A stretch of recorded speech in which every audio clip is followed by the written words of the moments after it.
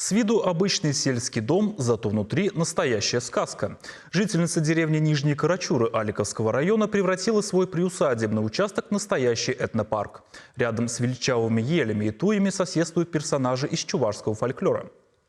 Во сколько нужно просыпаться, чтобы хотелось творить, узнала Евгения Зиновьева.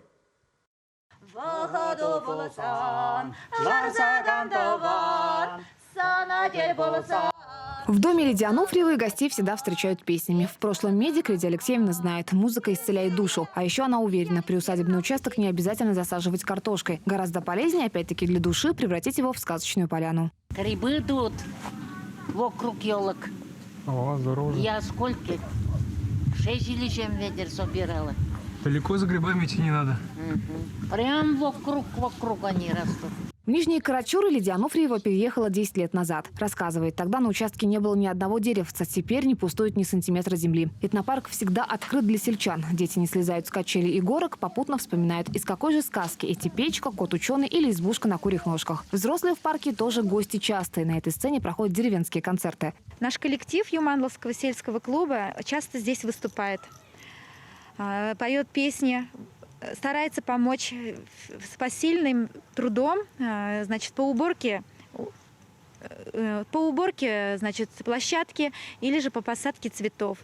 Ну, а кроме нас еще, конечно же, и помогают здесь и местные ребята, местные жители, с которыми она дружит. Вместе с соседями и родней Лидия Ануфриева на пятисотках помимо сцены обустроила беседки, проложила дорожки. Помощников создатель этнопарка привлекает в основном, когда на участке назревают отделочные работы. Что же касается появления новых сказочных персонажей, процесс это творческий и нужно дождаться вдохновения. А оно приходит, как говорит Лидия Алексеевна, только к определенному часу. И главное его не проспать. Я утром встаю 3 часа. 3 часа встаю и работаю. Вот так и одна я тут успеваю.